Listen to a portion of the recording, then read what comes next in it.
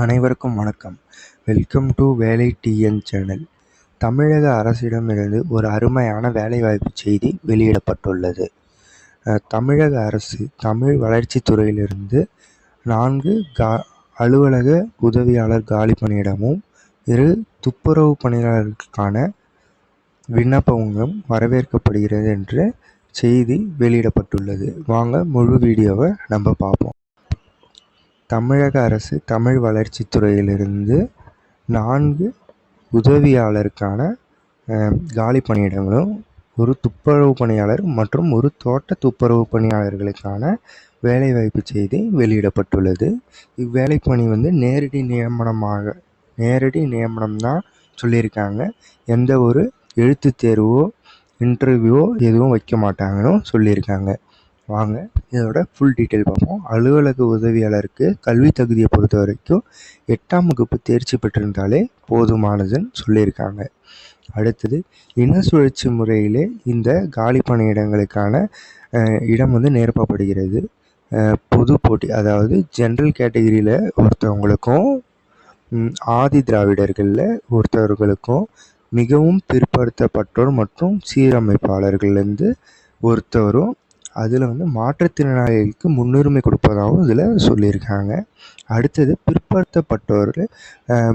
பிற்படுத்தப்பட்ட முஸ்லீம் தவிர, அதாவது பிசிஎம்மை தவிர மற்றவங்களுக்கு முன்னுரிமை பிசிக்கு தரப்படணும்னு சொல்லியிருக்காங்க ஒருத்தவங்களுக்கு. இதோட ஊதிய தொகைன்னு எவ்வளோன்னு பார்த்தீங்கன்னா, நிலை 1 மற்றும் பிற படிகள் எல்லாம் சேர்த்து 15,700 ரூபாய் ஆரம்ப சம்பளம்னு சொல்லியிருக்காங்க. அது மட்டும் இல்லாமல் பிற படிகளும் இதோட உண்டு. கிட்டத்தட்ட உங்களுக்கு பார்த்தீங்கன்னா ஒரு 18,000 ரூபாய் உங்களுக்கு வரும். ஓகேங்களா? அடுத்தது, துப்புரவு பணியாளர்களுக்கு 5ஆம் வகுப்பு தேர்ச்சின்னு பெற்றிருக்க வேண்டும்னு சொல்லியிருக்காங்க. இதுக்கு ஜென்ரல் கேட்டகிரியிலேருந்து ஒருத்தவங்களும். இதுக்கான சம்பளம் பார்த்தீங்கன்னா அதே சம்பளம் தான். நிலை 1 15,700 முதல் 58,000 வரை. அப்புறம் இதர படிகளும் அதில் உண்டுன்னு சொல்லியிருக்காங்க.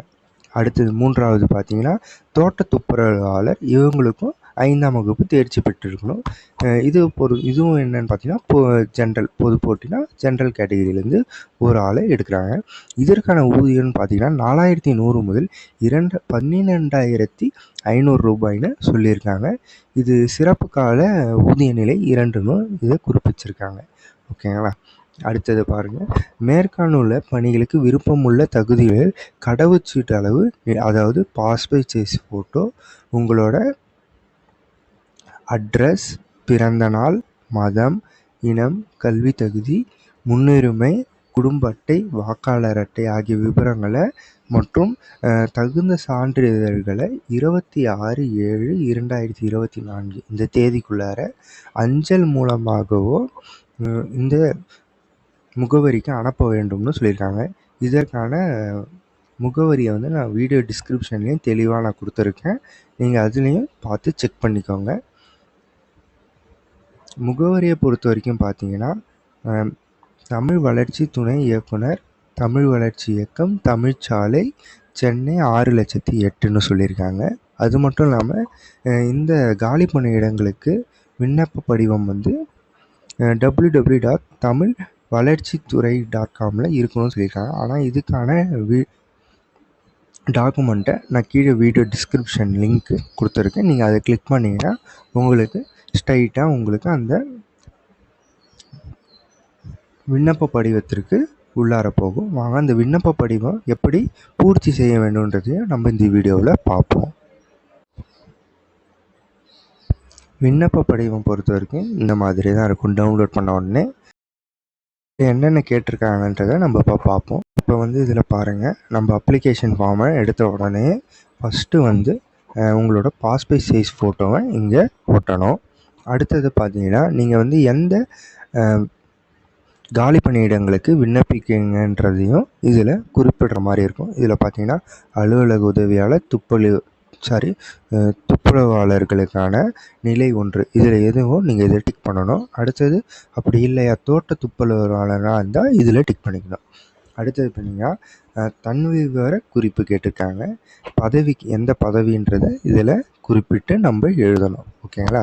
அடுத்தது இன சுழற்சி முறை என்னன்றதை இங்கே குறிப்பிடணும். அடுத்தது விண்ணப்பதாரருடைய பெயரை தெளிவாக இங்கே குறிப்பிடணும். ஓகேங்களா? அடுத்தது பாலினம் ஆண் பெண்ணான்றதை இதில் குறிப்பிடணும். அடுத்தது பிறந்த நாள் மற்றும் வயதை இதில் தெளிவாக இங்கே குறிப்பிடணும் சொல்லியிருக்காங்க. ஓகேங்களா? அடுத்தது கல்வி தகுதி இதில் கேட்டிருக்காங்க. கல்வி தகுதி நீங்கள் என்ன முடிச்சிருக்கீங்க, இதுக்கு தகுதி 8ஆம் வகுப்பு தேர்ச்சி பெற்றிருந்தால் போதும்னு சொல்லியிருக்காங்க. ஆனால் உங்களோட நிலை கல்வி தகுதி என்னன்றதை இதில் சொல்லணும். அடுத்தது உங்கள் வகுப்பு மற்றும் சாதி பிரிவினை இதில் தெரிவிக்கணும். அடுத்தது உங்களுடைய தொடர்பு கொள்ள வேண்டிய முகவரி நிரந்தர முகவரி. ஓகேங்களா? நீங்கள் விண்ணப்பம் செய்யக்கூடிய விண்ணப்பதாரரின் நிரந்தர முகவரியை இங்கே தெளிவாக குறிப்பிடணும். அதில் தான் உங்களுக்கு எல்லா டீட்டெயில்ஸும் அனுப்புவாங்க. ஓகேங்களா? அடுத்தது தொலைபேசி எண், உங்களை தொடர்பு கொள்ளக்கூடிய தொலைபேசி எண்ணை இங்கே தெளிவாக குறிப்பிடுங்க.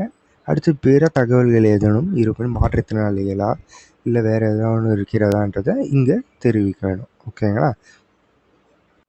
அடுத்ததாக உங்களுடைய மின்னஞ்சல் முகவரியை இங்கே குறிப்பிடணும். ஓகேங்களா? அடுத்தது பார்த்தீங்கன்னா விண்ணப்பத்துடன் இணைக்க வேண்டிய ஆவணங்கள் என்னென்ன அப்படின்னு சொல்லி இங்கே சொல்லியிருக்காங்க. இது கம்பல்சரியாக நம்ம இது பண்ணணும். நிழற்படத்துடன் கூடிய ஆளிடு சான்றிதழ். ஓகேங்களா? அடுத்தது உங்களோட கல்வி தகுதி சான்றிதழ்கள், உங்களுடைய 10ஆம் வகுப்பு 12ஆம் வகுப்பு அப்புறம் டிகிரி முடிச்சிருந்தீங்கன்னா உங்களோட சான்றிதழ்களை இதில் இணைக்கணும். வித் அட்ரஸ்டடோட உங்களோட சிக்னேச்சர் போட்டு நீங்கள் ஒவ்வொரு சான்றிதழோடைய காப்பிலையும் நீங்கள் உங்களோட சிக்னேச்சரை போட்டு அனுப்பணும். ஓகேங்களா?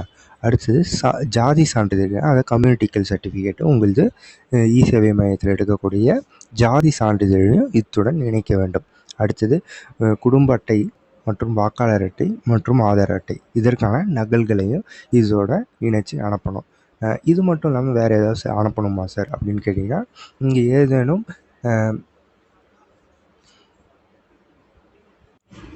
ஏதேனும் பிற கல்வி சான்றிதழ் வைத்திருந்தாலோ இல்லை முன் அனுபவம் பெற்ற சான்றிதழ்கள் ஏதாவது வச்சுருந்தீங்கனாலும் இத்துடன் இதோட இணைச்சி அனுப்புங்க.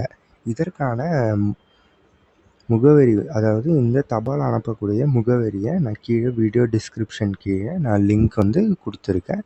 நீங்கள் அதை செக் பண்ணிக்கோங்க.